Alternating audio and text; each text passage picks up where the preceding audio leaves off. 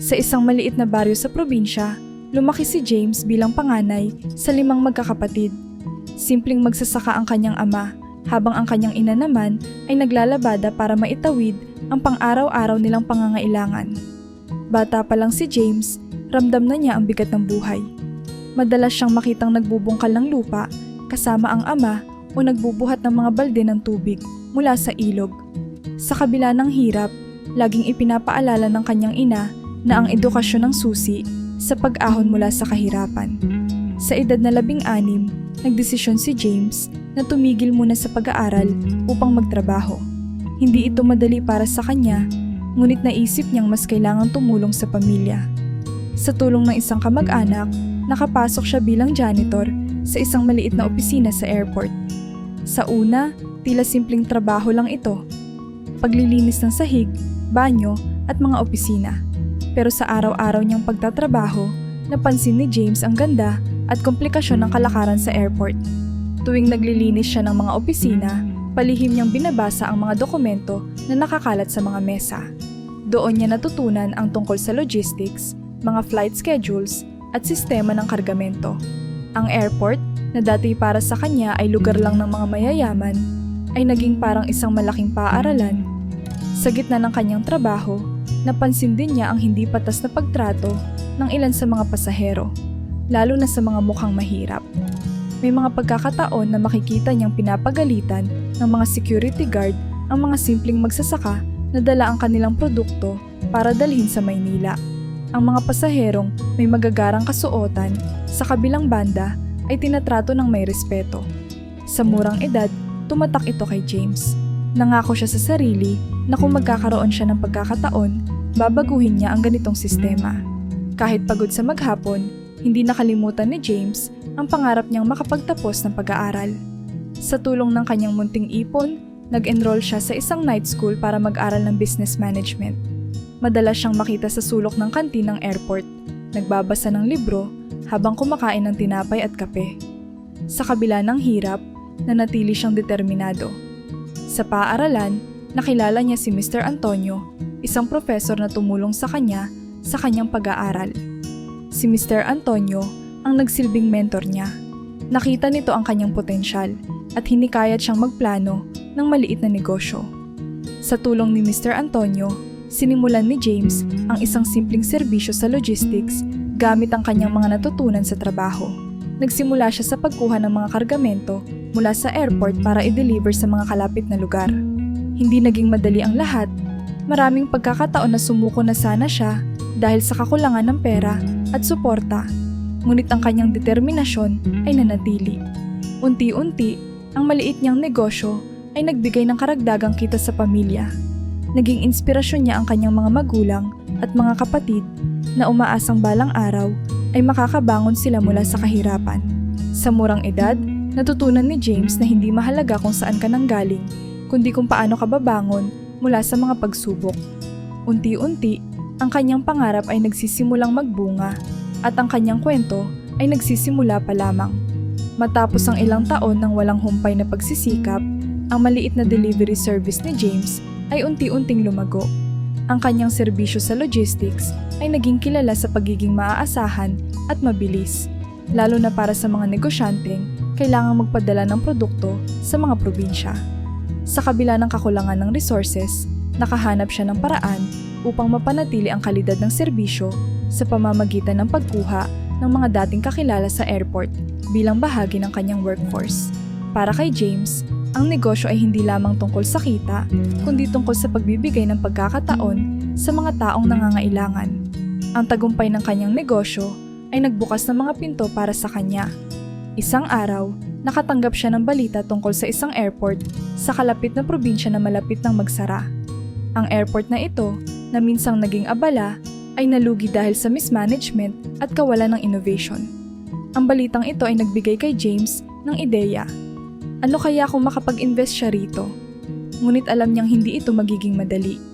Sa kabila ng panganib, inisip ni James na ito ang pagkakataon niyang makapag-ambag ng higit sa kanyang komunidad. Gamit ang lahat ng naipon niyang kita mula sa negosyo at isang maliit na loan mula sa bangko, nagdesisyon siyang bilhin ang airport. Ang proseso ay puno ng hirap, maraming dokumento, legal na usapin, at pagod na kailangang pagdaanan. May mga pagkakataong kinwestiyon niya ang sarili kung tama ba ang kanyang desisyon. Pero ang pangarap niyang magbigay ng mas maayos na serbisyo sa mga pasahero ang nagtulak sa kanya na magpatuloy. Matapos makuha ang pagmamay-ari ng airport, agad niyang sinimulan ang pag-aayos ng operasyon. Una niyang inalam ang mga problema, sira-sirang pasilidad, hindi maayos na pamamahala, at kawalan ng disiplina sa mga empleyado. Sa tulong ng kanyang mga karanasan at kaalaman mula sa kanyang logistics business, gumawa siya ng isang detalyadong plano upang buhayin muli ang airport. Isa sa kanyang unang hakbang ay ang pagkuha ng mga bagong empleyado. Pinili niya ang mga aplikanteng mula sa mahihirap na komunidad, binibigyan sila ng pagkakataong magkaroon ng disenteng trabaho. Inisip niya na ang airport na ito ay hindi lang magiging negosyo, kundi magiging simbolo ng pag-asa para sa maraming tao. Binigyan din niya ng pagsasanay ang mga dating empleyado upang maiangat ang kalidad ng kanilang serbisyo. Unti-unti, nagsimulang makita ang pagbabago. Ang mga pasahero ay muling bumalik sa airport at ang mga negosyo sa paligid nito ay muling nagsimula. Ang mga magsasaka at maliliit na negosyante ay nakaramdam ng ginhawa dahil sa mas maayos na serbisyo sa kargamento. Mula sa pagiging isang halos abandonadong lugar, ang airport ay naging abala muli, puno ng ingay ng mga eroplano at tawanan ng mga pasahero. Dahil sa tagumpay na ito, hindi maiwasang mapansin si James ng industriya. Ang mga kwento ng kanyang mapagkumbabang simula bilang janitor at ang kanyang determinasyon ay naging inspirasyon sa marami. Maraming tao ang humanga sa kanyang pagiging mababang loob at malasakit sa kapwa. Ngunit sa kabila ng lahat ng papuri, nanatili siyang simple.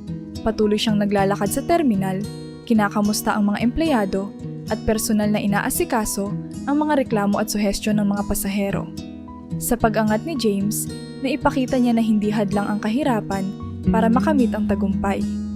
Para sa kanya, ang bawat hakbang na kanyang tinahak ay isang patunay na ang sipag, tiyaga at malasakit ay maaaring magbago ng buhay. Hindi lamang sa kanya, kundi pati na rin sa mga taong nakapaligid sa kanya. Ngunit alam niyang marami pa siyang kailangang harapin at ang kanyang kwento ay malayo pa sa pagtatapos. Ang airport ni James ay nagpatuloy na umangat at naging isa sa pinakamatagumpay na paliparan sa bansa. Sa ilalim ng kanyang pamumuno, naging kilala ito bilang isang lugar na may maayos na sistema, mabilis na serbisyo at patas na pagtrato sa mga pasahero. Ang dating lugar na nalulugi ay ngayon puno ng buhay at hindi lamang mga negosyante ang nakikinabang, maging ang mga ordinaryong manggagawa ay nakaramdam ng pagbabago. Dahil sa tagumpay na ito, mas maraming tao ang humanga kay James. Ang kwento ng kanyang buhay mula sa pagiging janitor hanggang sa pagiging isang bilyonaryo ay nagsilbing inspirasyon sa marami. Sa bawat interview, palaging binabanggit ni James ang kanyang paniniwala sa pagsusumikap at malasakit sa kapwa. Maraming mahihirap ang natulungan niya, lalo na ang mga nabigyan ng trabaho sa kanyang kumpanya. Ang simpleng karpintero, kargador o tindera sa airport ay nagkaroon ng pagkakataong umangat dahil sa kanyang pamumuno. Ngunit hindi lahat ay perpekto. Isang araw, nakatanggap si James ng ilang reklamo mula sa mga pasahero. Ayon sa mga liham at email na natanggap niya, may ilang empleyado sa airport na hindi patas ang pagtrato sa mga pasaherong mukhang mahirap. May mga kwento ng pagtaas ng boses, pagmumura at pagwawalang bahala sa mga tanong ng mga pasahero, lalo na sa mga magsasaka at tindero na nagdadala ng kanilang produkto. Isa pa, may ilan ding nagsabing mas inuuna ang mga mukhang mayaman habang pinapahirapan ang mga nasa ekonomiya klase sa proseso ng check-in. Nalungkot si James sa mga balitang ito. Para sa kanya, ang kanyang airport ay dapat na lugar kung saan pantay ang pagtrato sa lahat, anuman ang estado sa buhay. Upang malaman ng punot dulo, ipinatawag niya ang mga manager ng iba't ibang departamento para pag-usapan ang problema. Ngunit sa kanyang sorpresa, may ilan sa kanila na tila hindi gaanong interesado sa usapin. "Sir, hindi naman siguro ganoon kalala ang problema," sabi ng isa sa mga senior manager. "Hindi natin may iwasan ang ganitong sitwasyon, lalo na't maraming pasahero ang mahirap pakisamahan." Dagdag pa ng isa. Ang tugon na ito ay hindi ikinatuwa ni James. Naramdaman niyang ang ilan sa kanyang mga tauhan, lalo na ang mga nasa mataas na posisyon, ay hindi talaga nauunawaan ang kanyang layunin. May ilan pang ang tila minamaliit siya dahil hindi siya nagmula sa mayamang pamilya o elitistang grupo ng mga negosyante. Ramdam niya ang agwat na nilikha ng sistema ng lipunan, kahit na nasa tuktok na siya ng tagumpay. Ang airport na ito ay itinayo hindi para sa mayayaman lamang. Dapat ay pantay-pantay ang pagtrato natin sa lahat ng pasahero. Kung hindi ninyo naiintindihan ang layunin ko, baka kailangan nating mag-usap muli tungkol sa inyong mga posisyon dito. Mariing sagot ni James. Sa kabila ng kanyang mariing paninindigan, napansin niyang hindi pa rin seryoso ang ilan sa mga manager. Ang iba'y tila nagbingi-bingihan at nanatiling kampante sa kanilang mga pwesto. Napagtanto ni James na baka hindi sapat ang mga meeting o memo upang mabago ang kultura ng kanilang kumpanya. Sa puntong ito, napagpasyahan niyang makita ang sitwasyon mula sa perspektibo ng mga pasahero. Naalala niya ang panahon kung kailan siya mismo ay nasa posisyong ito. Isang ordinaryong manggagawa na kailangang tiisin ang diskriminasyon dahil sa kanyang estado sa buhay. Nagdesisyon siyang magpanggap bilang isang karaniwang pasahero upang malaman ang tunay na kalagayan sa airport. Kung gusto kong malaman ang totoo, kailangan kong makita ito mismo, sabi niya sa sarili. Nagplano siya ng mabuti. Bumili siya ng simpleng damit mula sa palengke, nagdala ng isang lumang bag at nagbook ng tiket sa economy class gamit ang isang alias. Tiniyak niyang walang sino man sa kanyang mga tauhan ang makakakilala sa kanya. Sa kanyang puso, may kaba at pananabik. Alam niyang ang gagawin niya ay isang malaking hakbang, ngunit ito ang tanging paraan para maunawaan ang mga suliraning hindi nakikita mula sa kanyang opisina. Sa simpleng anyo, nilisan ni James ang kanyang opisina at pumasok sa terminal bilang isang ordinaryong pasahero. Walang nakakakilala sa kanyang tunay na pagkatao. Sa unang hakbang ng kanyang pagpapanggap, hindi niya alam na magsisimula na ang isa sa pinakamalaking pagsubok sa kanyang buhay.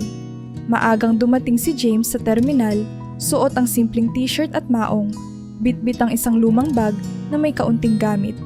Nais niyang maging isang ordinaryong pasahero, hindi isang bilyonaryo, hindi isang may-ari ng airport, kundi isang karaniwang tao na dumadaan sa pang-araw-araw na proseso ng paglalakbay.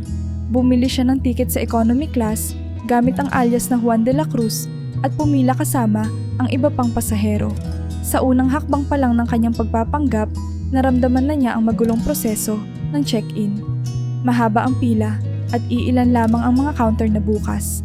Habang nakatayo, narinig niya ang mga reklamo ng mga tao sa paligid. Ang bagal ng sistema dito. Kung wala kang pasensya, baka maubusan ka na ng oras. Bulong ng isang matandang lalaki sa tabi niya. Oo nga, at tingnan mo, yung nasa unahan, parang hindi nila pinapansin dahil mukhang walang pera. Sagot ng isa pang pasahero. Habang lumalapit na siya sa counter, napansin niya ang kawalan ng sigla ng ilang empleyado. Ang isang babaeng nasa counter ay tila aburido at halatang walang ganang magtrabaho. Nang siya na ang sumunod, halos hindi siya tinapunan ng tingin ng empleyado. Ticket! Malamig na sabi ng babae. Inabot niya ang kanyang tiket at idinagdag, pasensya na, medyo bago ako sa pagbiyahe, kaya baka may mga katanungan ako. Basahin mo na lang yung mga instructions sa board. Sagot nito nang hindi man lang siya tinapunan ng tingin. Napansin ni James ang kawalang galang at kawalang malasakit. Hindi na siya sumagot pa, ngunit sa loob niya ay ramdam ang pagkadismaya. Kung ganito ang nararanasan ng mga pasahero, hindi katakatakang may mga reklamo laban sa kanyang kumpanya. Pagkatapos ng check-in, dumiretso siya sa boarding gate. Doon, nakasalamuhan niya ang iba't ibang uri ng pasahero. Mga pamilya, magkasintahan, at manggagawang pauwi sa probinsya. Habang naghihintay, nakipag-usap siya sa isang matandang babae na dala-dala ang isang malaking supot ng gulay. Matagal ka na bang nagbibiyahe dito, inay? Tanong niya. Oo, hiho. Pero kahit ilang taon na akong naglalakbay dito, parang hindi pa rin nagbabago ang trato nila sa amin. Parang hindi nila gusto ang mga tulad namin na simpleng tao lang. Sagot nito, halatang may sama ng loob. Dahan-dahang napuno ng obserbasyon si James habang patuloy siyang naglalakbay bilang isang ordinaryong pasahero. Sa loob ng eroplano, umupo siya sa isang sulok malapit sa likuran. Dito niya naramdaman ang isa pang aspeto ng problema, ang trato ng mga tauhan sa eroplano. Habang nagpapahinga, narinig niya ang usapan ng dalawang pasahero sa likod niya. Isa sa kanila ay isang magsasaka, habang ang isa naman ay isang batang babae na mukhang nag-aaral sa lungsod. Sabi ko sa stewardess, may problema sa upuan ko, pero ang sagot niya, wala akong oras para sa'yo. Ganun ba talaga dapat? Tanong ng magsasaka. Ganyan din ako. Kanina, tinawag ko sila para magtanong tungkol sa tubig, pero hindi nila ako pinansin. Parang hindi nila gustong magsilbi sa mga tulad natin. Sagot ng dalaga. Habang nakikinig, nagkunwari si James na nakatulog upang hindi mahalata. Ngunit ang bawat salita ng dalawang pasahero ay parang patalim na tumatama sa kanyang konsensya. Napagtanto niya na ang mga reklamong natanggap niya ay hindi lamang gawa-gawa. Totoo ang problema at ito ay mas malalim kaysa sa kanyang inaasahan. Habang binabagtas ng eroplano ang himpapawid, ramdam ni James ang bigat ng sitwasyon. Ang mga empleyadong inaasahan niyang magbibigay ng malasakit ay nagkulang sa kanilang tungkulin. Hindi lamang iilang tao ang apektado, kundi marami. Mga ordinaryong pasahero na umaasa ng respeto at patas na pagtrato. Sa kanyang puso, alam niyang hindi sapat ang magpatupad ng bagong patakaran o magbigay ng memo. Kailangan niyang masusing alamin ang ugat ng problema. Sa puntong iyon, nabuo na ang kanyang desisyon. Kailangan niyang kumilos, hindi bilang isang boss, kundi bilang isang leader na nauunawaan ang pinagdadaanan ng kanyang mga pasahero. Pagkalapag ng eroplano, hindi na nagtagal si James sa terminal. Umuwi siya ng may mabigat na isip at puso. Hindi niya akalaing ang mga reklamong naririnig niya mula sa kanyang opisina ay totoo at mas malala pa kaysa sa kanyang inaasahan. Kinabukasan, pumasok siya ng maaga sa opisina at agad na nagplano ng masusing pagsisiyasat upang malaman ang punot dulo ng mga problema sa sistema ng kanyang airport. Ang unang hakbang ni James ay makipag-usap ng personal sa mga pasahero. Nagtakda siya ng confidential interviews upang bigyan ng espasyo ang mga tao na maglahad ng kanilang mga karanasan. Hindi nagtagal, napuno ng kwento ang kanyang mesa. May mga pasaherong nagkwento ng bastos na pagsagot ng mga empleyado, ng mga nawawalang bagahe na tila hindi inaksyonan, at ang hindi pantay na pagtrato sa pagitan ng mahirap at mayaman. May isang pagkakataon, sir, sabi ng isang magsasakang in-interview niya. Pinagmumura ako ng isang tauhan dahil basa daw ang mga kahon ng gulay ko. Hindi ko naman sinasadya, pero parang wala siyang malasakit. Sa kabila ng mga mabibigat na kwento, nagpataw si James ng kalmadong disposisyon. Nakinig siya sa bawat hinaing, tinanong ang bawat detalye, at tiniyak sa mga pasahero na ang kanilang mga reklamo ay hindi mababaliwala. Gamit ang mga natipong impormasyon, nagkaroon siya ng malinaw na larawan ng problema. May malaking kakulangan sa sistema ng pamamahala at ang ugat nito ay hindi lamang simpleng kapabayaan. Bukod sa mga pasahero, in-interview rin ni James ang ilang frontline staff na kilalang masipag at maaasahan. Sa kanilang mga kwento, unti-unting lumitaw ang pangalan ni Carl, ang operations manager ng airport. Si Carl ay kilalang mahigpit sa panlabas, ngunit ayon sa ilang empleyado, siya rin ang pasimuno ng maling kultura sa loob ng kumpanya. Si Sir Carl, madalas niyang sabihin na dapat unahin ang VIPs, sabi ng isang ground staff. Kapag mahirap ang itsura ng pasahero, sinasabi niyang hindi na kailangang intindihin masyado. Dagdag pa ng iba, si Carl ay gumagamit ng kanyang posisyon upang magtayo ng inner circle ng senior staff na may parehong ugali. Sila ang nagdidikta ng maraming desisyon sa operations, mula sa pag-assign ng tao hanggang sa kung sino ang bibigyang atensyon. Napagtanto ni James na ang diskriminasyon at kawalang malasakit na nararanasan ng mga pasahero ay dulot ng kulturang ito. Ang kapangyarihang binigay niya kay Carl at sa grupo nito ay nagamit sa maling paraan na naging sanhi ng pagkasira ng reputasyon ng airport. Agad niyang sinimulan ang mas malalim na investigasyon.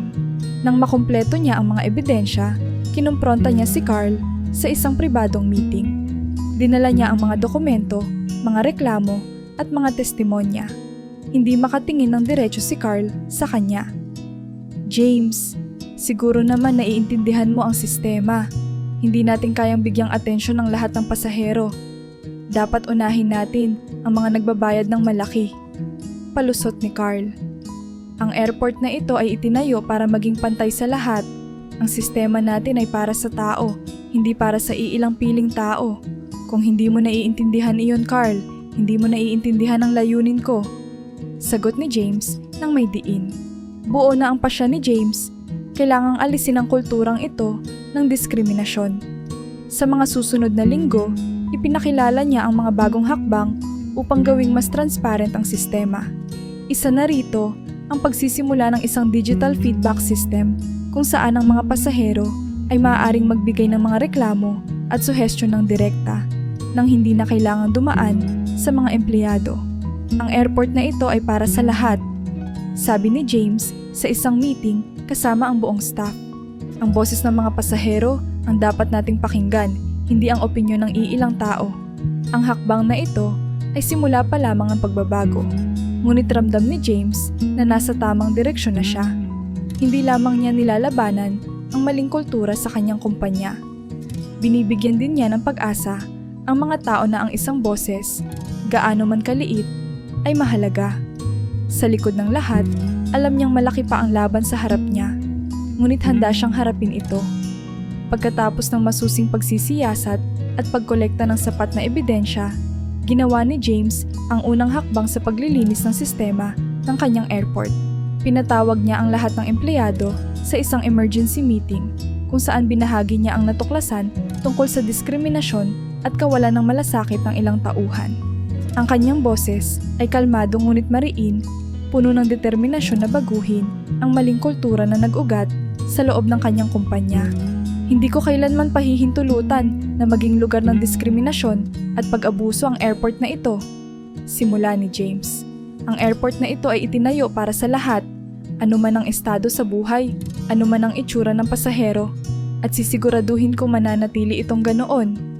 Sa parehong araw, iniutos ni James ang suspension ng lahat ng empleyadong sangkot sa reklamo, kabilang na si Carl, ang operations manager. Ang balita ay kumalat ng mabilis sa buong airport.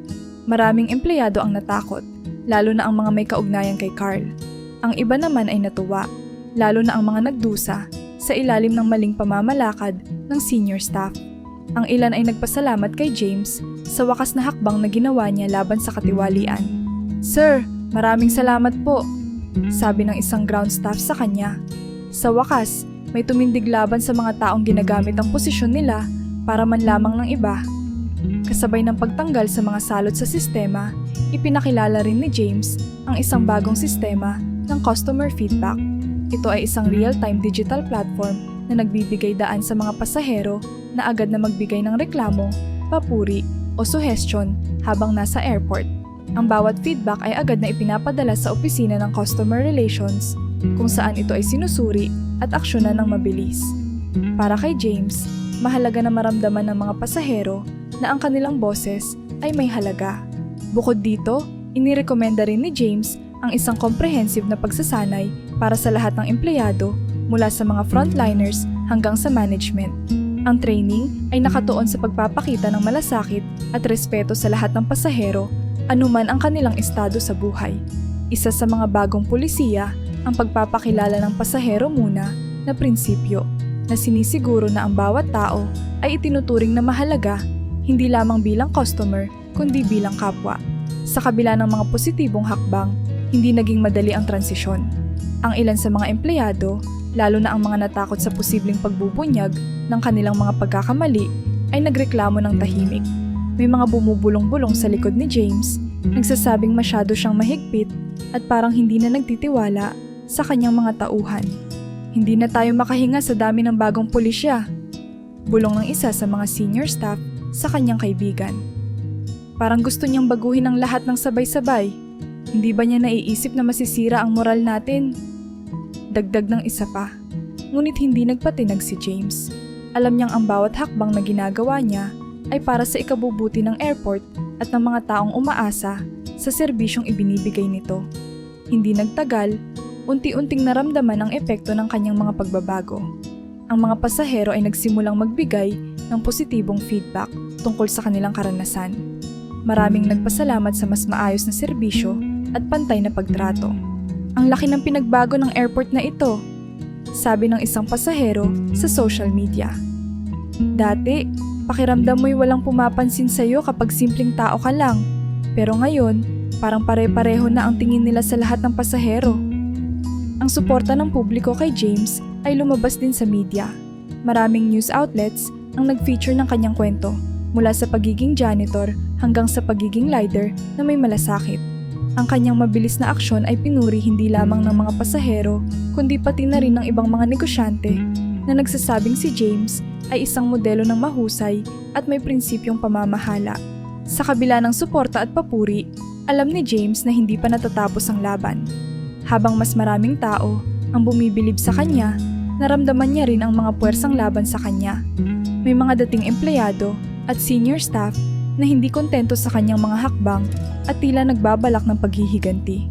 Ngunit para kay James, ang mahalaga ay magpatuloy sa tamang direksyon. Ang tagumpay ng kanyang mga unang hakbang ay nagbigay sa kanya ng lakas ng loob. Napagtanto niyang hindi siya nag-iisa sa laban. Marami rin ang naniniwala sa kanyang layunin na gawing patas, makatao at maayos ang sistema sa kanyang airport.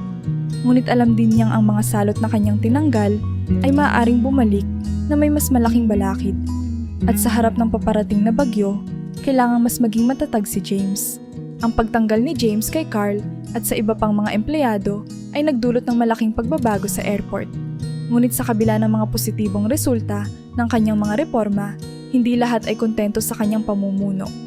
Si Carl, na dating operations manager, ay hindi basta-basta nagpaubaya. Sa halip na tanggapin ang kanyang pagkakamali, napuno siya ng galit at pagkamuhi kay James. Sa kanyang isip, ang pagkakatanggal sa kanya ay hindi patas at nais niyang pabagsakin ang reputasyon ng airport na minsan niyang pinamunuan. Sa likod ng mga eksena, sinimulan ni Carl ang kanyang plano ng paghihiganti. Nakipag-ugnayan siya sa ilang dating empleyado na natanggal din dahil sa mga reklamo. Ang ilan sa kanila ay may sama ng loob at madaling naakit sa plano ni Carl. Nagpulong sila sa isang pribadong lugar at doon nila pinag-usapan kung paano nila sisirain ang reputasyon ng airport ni James. Kung hindi tayo maghihiganti ngayon, tuluyan na tayong makakalimutan, sabi ni Carl. Paano natin gagawin ito? Tanong ng isa. Simple, sisirain natin ang tiwala ng mga tao sa airport niya gamit ang mga kasinungalingan. At kung magtagumpay tayo, mapipilitan siyang bumaba sa pwesto. Sagot ni Carl. Ang kanyang boses ay puno ng determinasyon. Unang hakbang nila ang pagmamanipula ng ilang mga ulat. Gumawa sila ng mga peking dokumento na nagpapakita na may mga irregularidad sa pamamahala ng airport, tulad ng di umano'y hindi maayos na pasilidad at kulang na seguridad. Nilagyan nila ng mga peking datos ang ilang internal reports at sinimulan itong ipakalat sa online platforms. Ang layunin ay linlangin ang publiko at gawing mukhang walang kakayahan si James bilang isang leader. Ngunit hindi doon natapos ang kanilang plano. Gumawa rin sila ng isang peking video na tila nagpapakita ng pang-aabuso ng mga empleyado ng airport sa mahihirap na pasahero. Sa video, makikita ang isang empleyadong nagtataas ng boses at nagmumura sa isang matandang babae, habang ang iba pang tauhan ay walang ginagawa upang tulungan ito. Sa unang tingin, mukhang totoo ang video. Ang mga eksena ay kinunan ng maayos at ang mga tauhan ay mukhang mga lehitimong empleyado ng airport. Ngunit ang totoo, lahat ng ito ay isinadula gamit ang mga bayarang aktor. Ang peking video ay mabilis na kumalat sa social media. Maraming tao ang nagalit at nagtrending ang hashtag na parang boycott James Airport. Ang mga komentaryo ng publiko ay puno ng galit at pagkadismaya. Ang mga media outlets ay kumuha rin ng balita na nagpalala pa ng kontrobersya. Ang isang minsang kagalang-galang na pangalan ay biglang nadungisan dahil sa isang huwad na balita. Paano nagawa ng airport na ito ang ganitong klaseng kawalang-galang? Sigaw ng isang netizen sa social media. Kaya pala nagbabago kuno, pero hanggang palabas lang pala. Komento ng isa pa. Ang mga reklamo ay umabot sa opisina ni James. Sa bawat araw na dumadaan, lalong nadagdagan ng pressure sa kanya. Ang tiwala ng publiko na kanyang pinaghirapan ay unti-unting natutunaw dahil sa mga kasinungalingang ito. Maraming kliyente ang nagbawas ng kanilang transaksyon sa airport at maging ang ilang partner airlines ay nagtanong tungkol sa issue. Sa gitna ng kontrobersya, hindi nagpatinag si James. Alam niyang kailangang linisin niya ang pangalan ng kanyang kumpanya at maibalik ang tiwala ng publiko. Nagsimula siya sa pamamagitan ng pagpapatawag ng internal audit upang matukoy kung may mga bahid ng katotohanan sa mga ulat at video. Mabilis niyang nalaman na ang mga dokumentong inilabas laban sa kanyang airport ay peke at walang basehan. Gamit ang kanyang mga natutunan mula sa nakaraan, naglunsad siya ng mas malawak na investigasyon. Pinagsanib niya ang puwersa ng kanyang legal team at IT department upang matunton kung saan nagmula ang mga maling ulat at ang peking video. Ang kanyang determinasyon ay malinaw. Hanapin ang mga taong nasa likod ng kasinungalingan at panagutin sila. Sa pag-usad ng investigasyon, unti-unti nilang natukoy ang mga taong nasa likod ng sabwatan. Natagpuan nila ang mga peking account na ginamit upang ikalat ang video at sa pamamagitan ng mga digital trail, nadiskubre nila ang koneksyon nito kay Carl at sa kanyang grupo. Sa kabila ng lahat ng stress at kontrobersya, nanatili si James na kalmado at nakatutok sa layunin. Alam niyang ang tagumpay ng kanyang airport ay hindi lamang nakasalalay sa ganda ng serbisyo, kundi pati na rin sa kanyang kakayahang ipaglaban ang integridad nito laban sa mga mapanirang puwersa. Ngunit alam din niya na ang kanyang laban ay malayo pa sa katapusan. Sa bawat hakbang na kanyang ginagawa, mas lalong nagiging malinaw na ang paparating na labanan ay magiging mas mahirap kaysa sa inaakala niya. Sa kabila ng kontrobersya at patuloy na paninira, hindi nawala ng pag-asa si James. Ang kanyang masusing investigasyon ay nagpatuloy at unti-unti nang nabubuo ang larawan ng mga taong nasa likod ng sabwatan. Gamit ang mga digital trail mula sa mga peking account, natuntun nila ang mga aktibidad ni Carl at ng kanyang grupo. Nalaman ni James na hindi pa tapos ang plano ng mga ito. May mas malaki pa silang binabalak na sabotahe upang tuluyang sirain ang reputasyon ng airport. Sa tulong ng kanyang IT team, natuklasan nila ang lihim na pagpaplano ni Carl at ng kanyang mga kasabwat sa isang abandonadong gusali malapit sa lungsod. Agad na kumuha si James ng pribadong security team upang subaybayan ang lugar. Hindi nagtagal, nahuli nila si Carl at ang kanyang grupo habang nagmi-meeting. Sa mga mesa ay nagkalat ang mga peking dokumento, video scripts at iba pang plano para sa susunod na sabotahe laban sa airport. Akala mo ba matatapos na ang laban na ito? Hindi pa tayo tapos, James! Sigaw ni Carl nang makita ang mga security na dumating. Ngunit sa pagkakataong ito, hindi na siya nakatakas. Si James mismo ang nagdala ng ebidensya sa mga awtoridad. Kasama ng mga ito ang digital records, testimonya mula sa mga empleyado at ang mga materyales na nakuha sa gusali. Mabilis na inaksyonan ng mga pulis ang kaso at si Carl, kasama ang kanyang mga kasabwat, ay inaresto at kinasuhan ng paninira at sabotahe. Ang balita ng kanilang pag-aresto ay mabilis na kumalat at ang mga media outlets na minsang nagduda kay James ay naglabas ng balita tungkol sa kanyang pagkilos. Sa wakas, nahanap na rin ang mga may sala. Saludo ako kay Mr. James sa pagiging matapang, sabi ng isang anchor sa isang primetime news program.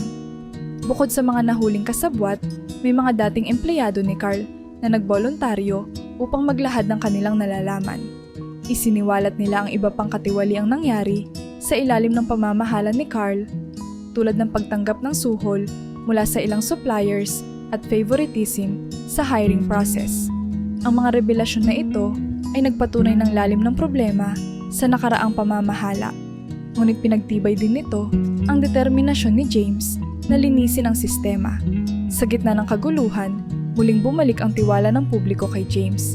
Nakita nila na hindi siya natakot harapin ang mga hamon at na ang bawat kilos niya ay para sa ikabubuti ng airport at ng mga pasahero. Ang social media, na minsang puno ng galit laban sa kanya, ay ngayon puno ng papuri. Ang airport na ito ay naging simbolo ng pag-asa dahil kay James. Hindi siya sumuko kahit na sinubukan siyang sirain, sabi ng isang netizen. Ngunit sa kabila ng tagumpay, napagtanto ni James ang isang mahalagang aral. Ang kanyang negosyo, gaano man ka-successful, ay kailangang patuloy na bantayan. Hindi sapat ang magpatupad ng mga reforma. Kailangang tiyakin niyang ang kultura ng airport ay nananatiling tapat sa mga prinsipyo ng patas na serbisyo at malasakit. Habang nakaupo sa kanyang opisina isang gabi, naisip ni James ang lahat ng pinagdaanan niya. Mula sa pagiging janitor hanggang sa pagiging may-ari ng airport, hindi niya inakala na haharapin niya ang ganitong klase ng laban. Ngunit alam niyang bawat hamon ay bahagi ng paglalakbay. Sa pagkakataong ito, determinado siyang gawing mas matatag ang pundasyon ng kanyang negosyo, hindi lamang para sa kanya, kundi para sa lahat ng tao na umaasa sa kanyang airport. Ngayon, handa na si James para sa susunod na yugto ng kanyang kwento, ang pagpapalakas ng sistema at pagtiyak na ang mga pagkakamali ng nakaraan ay hindi na muling mangyayari. Matapos ang matinding laban sa sabwatan ni Carl at ng kanyang mga kasamahan, bumalik si James sa kanyang opisina na may malinaw na layunin. Siguraduhing hindi na muling mangyayari ang parehong pagkakamali sa kanyang airport. Para kay James, ang tagumpay laban sa katiwalian ay simula pa lamang. Ngayon, oras na para palakasin ang sistema at tiyakin na mananatili ang airport bilang isang lugar ng patas na serbisyo at integridad. Ang unang hakbang ni James ay ang pagpapakilala ng mas mahigpit na proseso ng background check at monitoring para sa lahat ng empleyado. Lahat ng aplikante, mula sa ground crew hanggang sa senior management, ay kailangang sumailalim sa masusing pagsusuri upang matiyak ang kanilang kredibilidad at kakayahan. Bukod dito, nagpatupad din siya ng regular na performance evaluations para sa mga kasalukuyang empleyado. Ang bawat departamento ay binigyan ng malinaw na guidelines at accountability measures upang masiguro ang kanilang pagsunod sa mga patakaran. Hindi natin hahayaan na may makalusot muli sa sistema, ani James sa isang meeting kasama ang kanyang HR at management team. Ang airport na ito ay dapat maging halimbawa ng integridad at tamang pamamahala. Bukod sa mga reforma sa proseso ng hiring at monitoring, inilunsad ni James ang isang programang malapit sa kanyang puso. Isang scholarship program para sa mahihirap ngunit may potensyal na maging bahagi ng airline industry. Ang programa ay nagbibigay ng libreng edukasyon at training sa aviation management, engineering at customer service para sa mga kabataang nangangarap ng karera sa industriya ngunit walang kakayahang magbayad para sa edukasyon. Marami sa kanila ang tulad ko noon, paliwanag ni James sa launching ng programa. Ang mga taong may talento, determinasyon at pangarap ngunit kulang lamang sa oportunidad.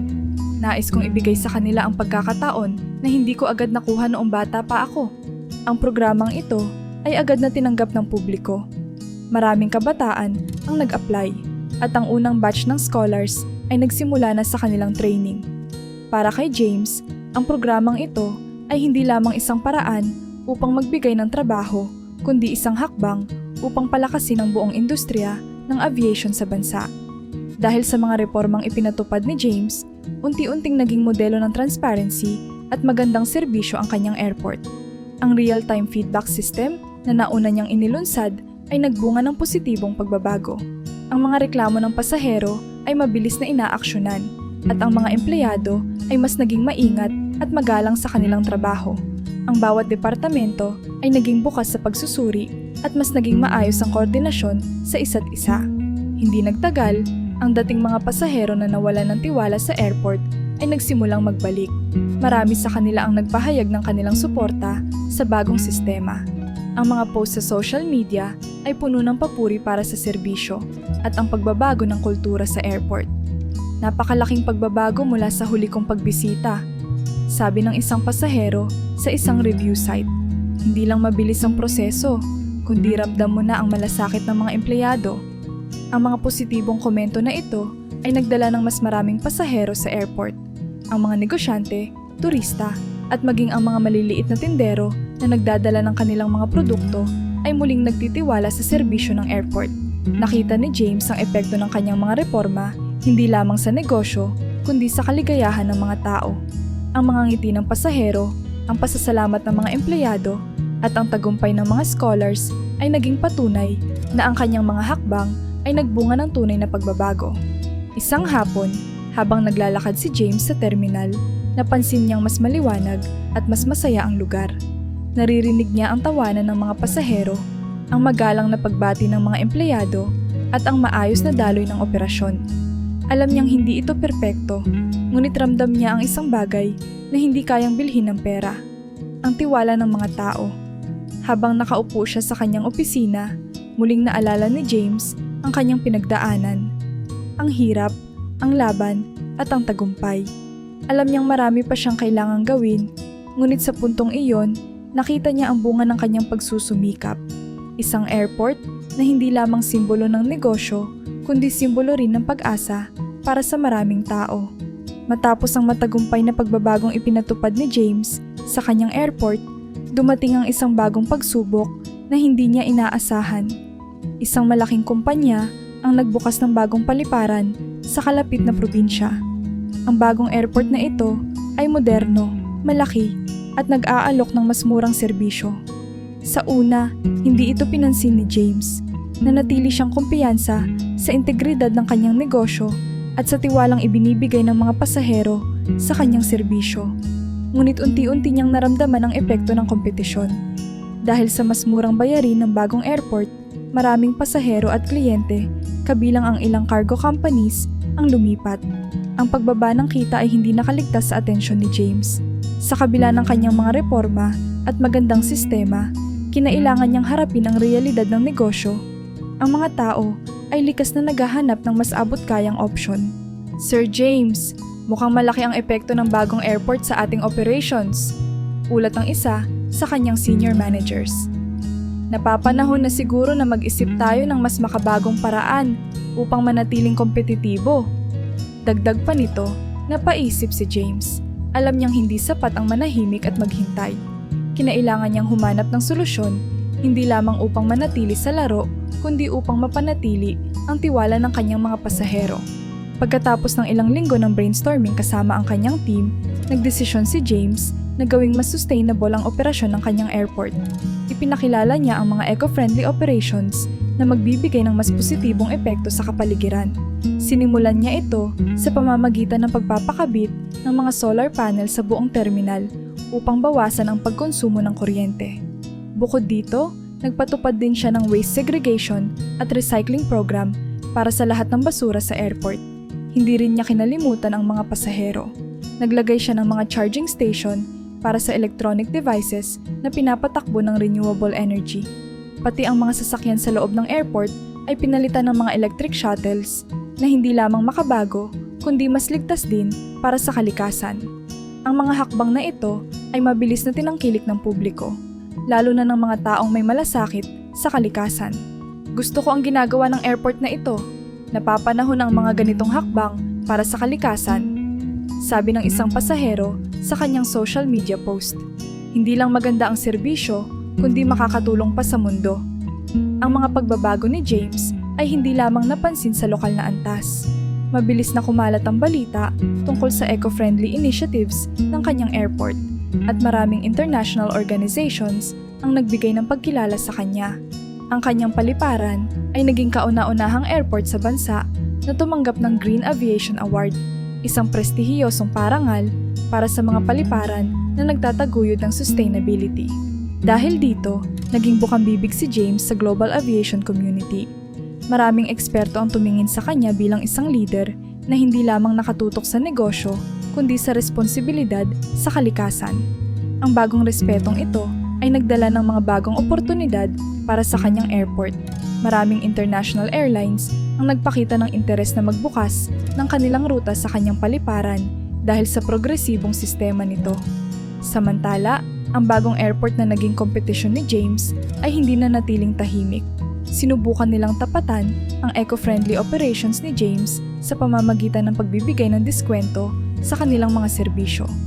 Ngunit hindi nagtagumpay ang kanilang estratehiya sa lahat ng aspeto. Ang dedikasyon ni James sa transparency, sustainability, at mahusay na serbisyo ay nagbigay sa kanya ng matibay na reputasyon na mahirap talunin. Nagawa nila ang diskwento, pero hindi nila matutumbasan ang malasakit natin sa mga pasahero at sa mundo, sabi ni James sa kanyang team. Sa gitna ng tagumpay ng kanyang mga pagbabago, napansin ni James ang isang mas malaking posibilidad, ang pag-expand ng kanyang negosyo sa ibang bansa. Dahil sa kanyang reputasyon bilang isang visionary leader, maraming international partners ang lumapit upang mag-alok ng collaborations. Ang ideya ng pagtatayo ng isang airport na sumusunod sa parehong eco-friendly principles ay nagbigay kay James ng bagong inspirasyon. Hindi ko inakala na makakarating tayo sa ganitong punto. Sabi niya habang kausap ang kanyang mga senior staff. Pero kung nagawa natin ito dito, bakit hindi natin subukan dalhin ito sa iba pang bahagi ng mundo?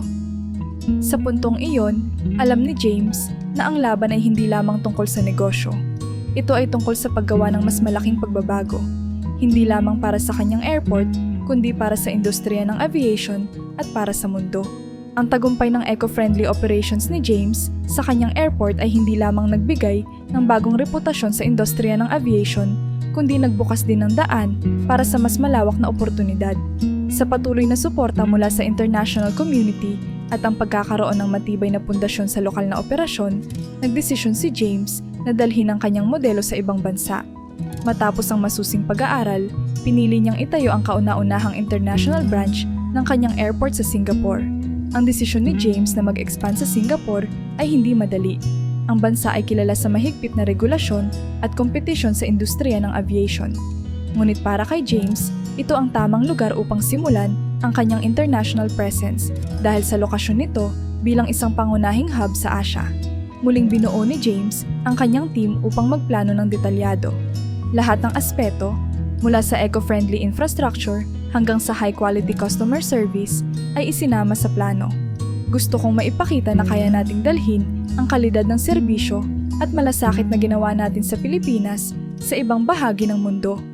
Wika niya sa kanyang team. Sa loob ng 2 taon, nagsimula ng mabuo ang pangarap ni James. Ang bagong airport sa Singapore ay itinayo gamit ang pinakabagong teknolohiya sa sustainability, mula sa solar-powered systems hanggang sa mga smart automation na nagbabawas ng carbon footprint. Ang mga pasilidad ay dinisenyo hindi lamang para sa efficiency, kundi para rin sa kaginhawaan ng mga pasahero. Habang abala si James sa pagtatayo ng bagong airport, muling lumitaw ang mga dating kontrabida sa kanyang buhay. Ang ilang dating empleyado na natanggal dahil sa katiwalian ay nagtangkang sirain ang expansion sa pamamagitan ng pagpapakalat ng maling impormasyon.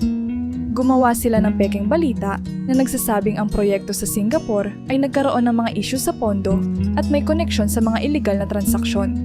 Ang mga kasinungalingang ito ay kumalat sa social media at umabot pa sa ilang news outlets. Ngunit sa pagkakataong ito, handa si James. Gamit ang kanyang legal team at malakas na suporta mula sa kanyang mga international partners, mabilis niyang nilinaw ang issue at pinasinungalingan ang mga paratang. Minsan, hindi nawawala ang mga taong hindi matanggap ang tagumpay ng iba, sabi ni James sa isang interview. Ngunit sa huli, ang katotohanan ang magtatagumpay. Hindi nagtagumpay ang mga plano ng kanyang mga kalaban. Sa halip, mas naging matibay ang tiwala ng publiko kay James. Ang kanyang airport sa Singapore ay naging isang simbolo ng tagumpay laban sa mga hamon at marami ang nagbigay ng suporta sa kanyang proyekto. Isa sa mga layunin ni James sa kanyang international expansion ay ang pagbibigay ng oportunidad para sa mga kababayan niyang Pilipino. Sa unang taon pa lamang ng operasyon, libu-libong mga Pilipino ang nabigyan ng trabaho sa bagong airport, mula sa mga engineers hanggang sa mga ground staff. Ang programa ni James para sa mga scholars ay pinalawak din sa Singapore na nagbibigay ng pagkakataon sa mga kabataang Pilipino na mag-aral at magtrabaho sa isang international setting. Malaki ang pasasalamat namin kay Sir James, sabi ng isang empleyado. Hindi lang niya binago ang buhay namin, binigyan din niya kami ng pagkakataon na ipakita ang kakayahan namin sa ibang bansa. Ang kanyang airport ay naging inspirasyon sa maraming Pilipino na ngayon nakikita ito bilang isang simbolo ng pag-asa. Para kay James, ang bawat trabaho at pagkakataon na kanyang naibibigay ay isang hakbang patungo sa mas maliwanag na kinabukasan para sa kanyang mga kababayan. Ang tagumpay ng international branch ni James sa Singapore ay hindi nakaligtas sa atensyon ng mundo. Tumanggap siya ng maraming parangal mula sa local at international organizations. Ang kanyang airport ay kinilala bilang isa sa pinaka-sustainable at customer-friendly na paliparan sa buong Asia. Siya rin ay ginawaran ng Visionary Leader Award mula sa isang prestihiyosong aviation organization. Sa bawat pagtanggap niya ng parangal, nananatiling mapagkumbaba si James. Hindi ko magagawa ito ng mag-isa. Ang tagumpay na ito ay dahil sa tulong ng aking team, ng mga taong nagtitiwala sa akin at ng bawat pasaherong nagbigay sa amin ng pagkakataon. Habang nakatayo si James sa bagong terminal ng kanyang airport sa Singapore, napuno siya ng damdamin. Mula sa pagiging isang janitor hanggang sa pagiging leader na may international presence, hindi niya inakala na makararating siya sa ganitong punto. Ngunit alam din niya na ang kanyang misyon ay hindi pa tapos. Habang iniisip niya ang mga posibilidad sa hinaharap, isang bagay ang malinaw.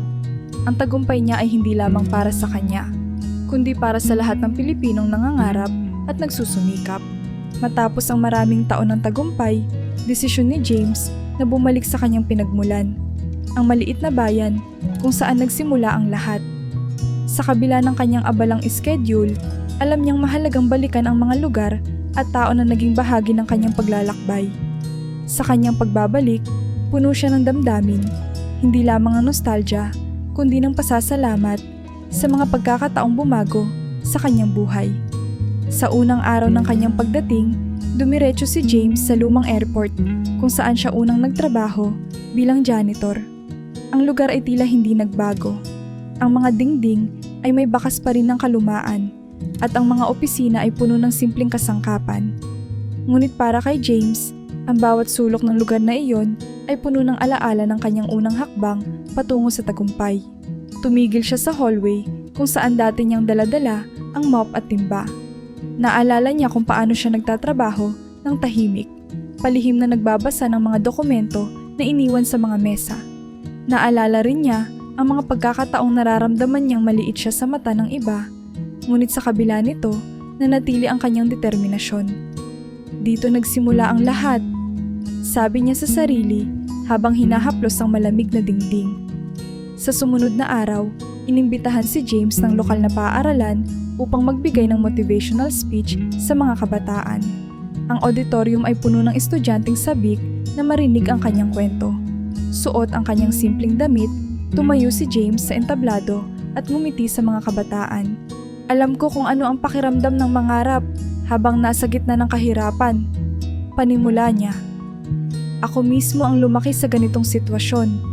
Ang mga kamay kong ito, dati puno ng kalyo mula sa paghawak ng mop at balde.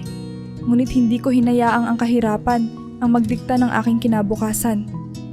Ibinahagi niya ang kanyang paglalakbay mula sa pagiging janitor hanggang sa pagtatayo ng isang international airport. Ang kanyang boses ay puno ng emosyon habang sinasabi niyang ang bawat hakbang, gaano man kahirap, ay nagbigay sa kanya ng lakas na ipagpatuloy ang laban. Ang bawat isa sa inyo ay may potensyal na baguhin ang inyong buhay. Hindi mahalaga kung saan kayo nagsimula. Ang mahalaga ay kung paano kayo lalaban para sa inyong pangarap. Marami sa mga kabataan ang napaluha at napuno ng inspirasyon. Ang kanyang mga salita ay nag-iwan ng marka sa kanilang mga puso at ilang guro ang lumapit sa kanya upang magpasalamat. Pagkatapos ng kanyang speech, sinikap ni James na makipagkita sa mga dati niyang kasamahan sa trabaho sa lumang airport. Sa isang simpleng kainan malapit sa terminal, nagtipon-tipon sila para sa isang reunion. Ang dating kasamahan niyang si Mang Ernesto, na siyang nagturo sa kanya kung paano maglinis ng maayos, ay naroon din. James, hindi ko akalaing ang dating batang nagmamap dito ay magiging ganito ka-successful. Sabi ni Mang Ernesto habang hawak ang kamay ni James. Mang Ernesto, kung wala ang inyong payo at suporta, hindi ko ito magagawa. Sagot ni James. Nagpatuloy ang kwentuhan at bawat isa ay nagbahagi ng kanilang alaala ng panahon kung kailan lahat sila'y nagkukumahog upang mairaos ang araw. Sa kanilang mga mata, makikita ang pagmamalaki para kay James na hindi lamang nagtagumpay kundi nagbalik upang magpasalamat. Habang naglalakad si James sa bayan, napansin niya ang malaking pagbabago sa komunidad. Ang lumang paliparan na dati halos abandonado ay naging isang aktibong lugar ng kalakalan at turismo. Maraming negosyo ang nagsimula sa paligid nito at ang mga tao sa bayan ay nagkaroon ng mas maraming trabaho. Ang airport na kanyang sinimulan ay naging simbolo ng pag-asa at pagbabago para sa buong komunidad. Nakita mo ba ang airport na iyon? Tanong ng isang tindera sa kalsada. Iyan ang dahilan kung bakit marami sa amin ang nagkaroon ng trabaho. Kung wala si Sir James, baka wala pa rin kaming hanap buhay ngayon. Ang mga salitang iyon ay nagbigay kay James ng kasiyahan na hindi kayang pantayan ng pera. Alam niyang ang kanyang tagumpay ay hindi lamang tungkol sa kanyang sarili, kundi tungkol sa pagbibigay ng pagkakataon sa iba. Sa huling araw ng kanyang pagbisita, nagplano si James ng mga bagong proyekto upang higit pang makatulong sa mga mahihirap. Isa na rito ang pagtatayo ng isang vocational training center sa bayan na magbibigay ng libreng pagsasanay sa aviation at hospitality para sa mga kabataan. Bukod dito, naglaan siya ng pondo para sa scholarship program sa mga karatig na probinsya upang mas maraming kabataan ang magkaroon ng pagkakataon na magtagumpay. Ang lahat ng ito ay para sa inyo, sabi niya sa kanyang team. Ito ang paraan ko ng pagsasabi ng pasasalamat sa lugar na nagbigay sa akin ng lakas at inspirasyon. Habang umaalis si James, pabalik sa kanyang international operations, bitbit niya ang panibagong layunin, ang patuloy na pagtulong at pagbibigay ng pag-asa sa iba. Sa kanyang puso, alam niyang ang kanyang kwento ay hindi pa tapos at marami pa siyang magagawa upang gawing mas maganda ang mundo. Matapos ang kanyang pagbabalik sa hometown at ang patuloy na tagumpay ng kanyang negosyo, napagdesisyonan ng team ni James na magdaos ng isang malaking selebrasyon upang ipagdiwang ang lahat ng kanyang nakamit. Ito ay hindi lamang para sa kanya, kundi pati na rin para sa lahat ng empleyado at mga taong naging bahagi ng kanyang kwento. Ang selebrasyon ay ginanap sa mismong terminal ng kanyang flagship airport na ngayoy punong-puno ng liwanag at kasiyahan. Ang paliparan ay naging isang magarbong lugar ng kasiyahan sa gabing iyon. Napuno ng dekorasyon ang bawat sulok ng terminal. May mga ilaw na nagningning sa kisame at mga mesa na puno ng pagkain mula sa iba't ibang rehiyon ng Pilipinas.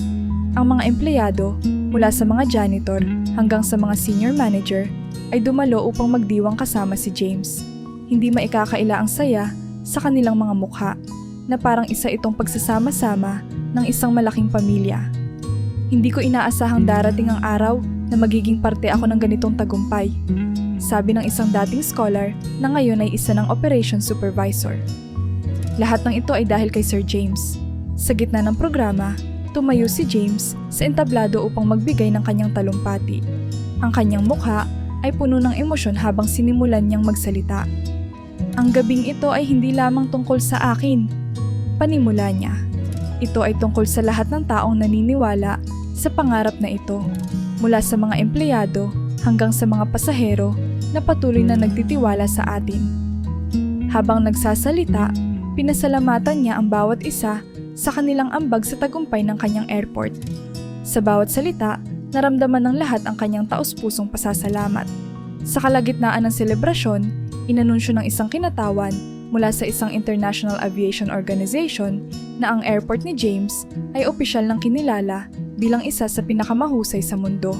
Ang parangal ay ipinagkaloob dahil sa kakaibang serbisyo nito sa mga pasahero, ang transparency sa sistema, at ang tagumpay ng eco-friendly initiatives na ipinatupad ni James. Ang anunsyo ay sinalubong ng masigabong palakpakan mula sa lahat ng naroon. Para kay James, ang parangal na ito ay higit pa sa kanyang inaasahan. Ito ay patunay na ang kanyang mga reforma at dedikasyon ay nagdulot ng tunay na pagbabago, hindi lamang sa kanyang airport, kundi sa buong industriya ng aviation. Sa parehong taon, pinaunlakan ni James ang isang documentary team na maglalathala ng kanyang buhay at tagumpay. Ang dokumentaryong ito ay naglalaman ng kanyang paglalakbay mula sa pagiging janitor hanggang sa pagiging isang global leader sa aviation. Sa interview, muling binalikan ni James ang mga panahon ng kanyang paghihirap. Ang mga araw na nagtatrabaho siya bilang janitor, ang mga gabing wala siyang tulog dahil sa pag-aaral, at ang mga hamong hinarap niya upang maitayo ang kanyang airport. Hindi ko kailanman inakala na ang simpleng pangarap ko noon ay magiging ganito kalaki, sabi niya sa kamera. Ngunit sa bawat hakbang, alam kong may Diyos na gumagabay sa akin at may mga taong tumulong sa akin nang walang hinihinging kapalit. Ang dokumentaryo ay ipinalabas sa mga pangunahing network at naging inspirasyon sa maraming tao. Ang kwento ni James ay nagbigay ng lakas ng loob sa mga kabataang nangangarap at sa mga manggagawang tulad niya noong siya'y nagsisimula pa lamang.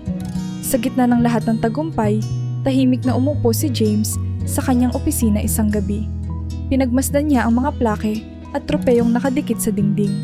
mga simbolo ng kanyang pagsisikap at dedikasyon. Ngunit higit pa sa mga material na parangal, napagtanto niya ang isang mahalagang bagay. Ang tunay na tagumpay ay bunga ng kabutihan at sipag. Hindi lang ito tungkol sa pera o karangalan, bulong niya sa sarili.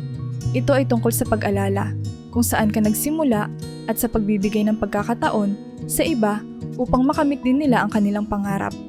Ang kanyang buhay ay isang patunay na ang tagumpay ay hindi kailangang makamit sa pananamantala sa iba, kundi sa pagtulong at pagmamalasakit. Sa huling bahagi ng kanyang talumpati sa selebrasyon, nagpasalamat si James sa Diyos. Ang kanyang boses ay naging mas emosyonal habang iniaalay ang lahat ng kanyang tagumpay sa may kapal. Kung wala ang gabay ng Diyos, hindi ko magagawa ang lahat ng ito. Siya ang nagbibigay sa akin ng lakas, tapang at direksyon sa bawat hakbang na tinatahak ko. Pinasalamatan din niya ang kanyang pamilya, mga empleyado at lahat ng taong naniwala sa kanya mula pa noong simula. Lahat ng ito ay dahil sa inyo. Salamat sa inyong suporta, sa inyong tiwala at sa inyong paniniwala sa pangarap na ito. Ang selebrasyon ay nagtapos sa masigabong palakpakan. Ngunit para kay James, ito ay simula pa lamang ang panibagong kabanata. Ang kanyang tagumpay ay hindi lamang isang personal na kwento, kundi isang inspirasyon para sa bawat tao na nangangarap, nagsusumikap at naniniwala sa kabutihan ng iba. Sa kanyang puso, nanatili ang pasasalamat at ang determinasyon na ipagpatuloy ang kanyang misyon. Hindi lamang bilang isang leader, kundi bilang isang tao na may malasakit sa kanyang kapwa.